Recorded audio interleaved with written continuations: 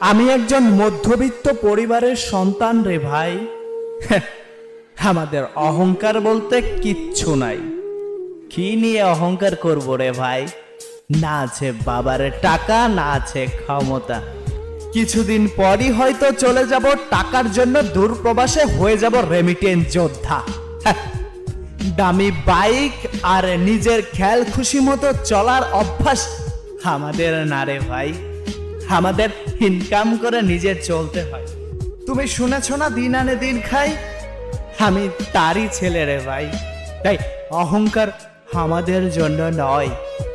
তাই তো বাস্তবতা রয়েছে আমার রক্তের প্রতিটা শিরায় শিরায়। তুমি যখন দামি বাইক নিয়ে ঘোরো সারা বাংলায়, তখন আমরা ভোর 6টায় ঘুম থেকে উঠে কর্মে যাই টাকার প্যারায়। তাই তোমার সাথে আমার তুলনা চলবে না রে ভাই। এই কথাগুলোর মূল্য শুধুমাত্র মধ্যবিত্ত পরিবারের সন্তানরাই বুঝবে রে ভাই।